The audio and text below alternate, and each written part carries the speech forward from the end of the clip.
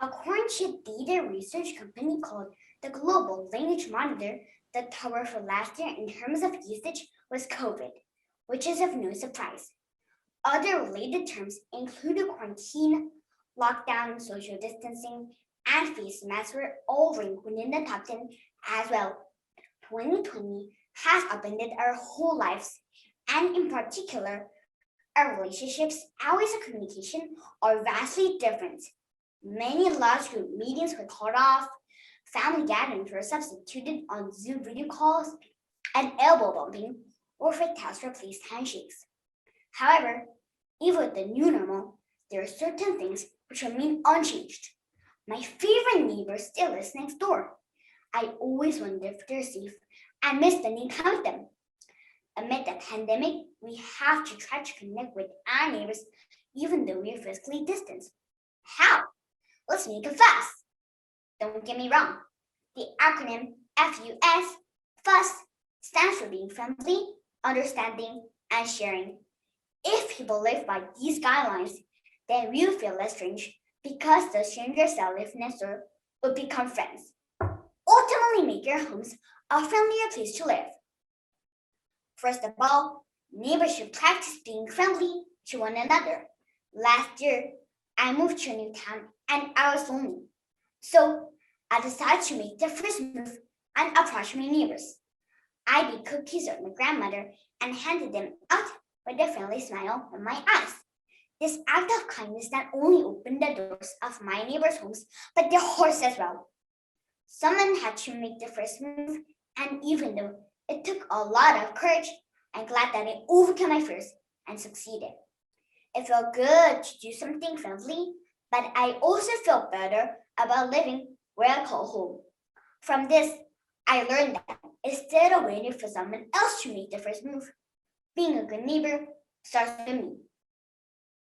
Being friendly is only a part of the picture. Neighbors should try to accept each other's differences by understanding each other. There are people from all walks of life. People with different jobs, schedules, hobbies, and pet peeves.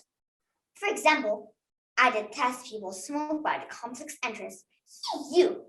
I think people's obsession for privacy has made it hard for people to accept each other. In a previous apartment, I received a clever but strongly implied gift from a neighbor living downstairs. There were noise-proof stickers that are placed on the soles of chair legs so that they don't make a sound when moved. His message was loud and clear. Get it? He explained that he didn't mind the occasional noise because I realized it intended to make some sounds from daily activities, but I should try to be more careful.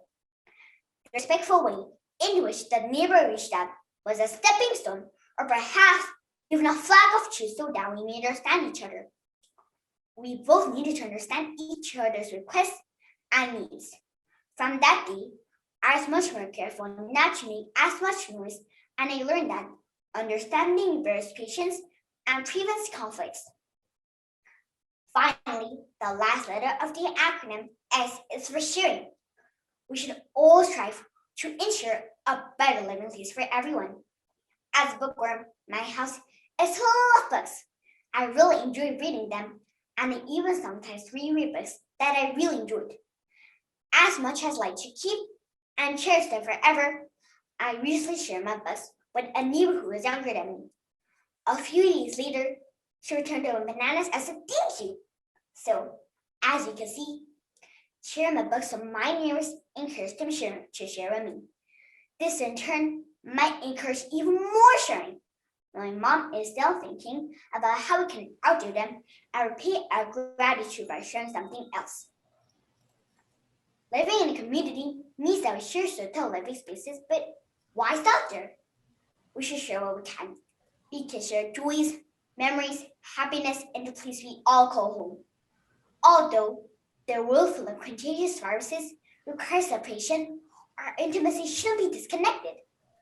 So we need just a little minor safe fuss at this moment through being friendly, understanding, and sharing.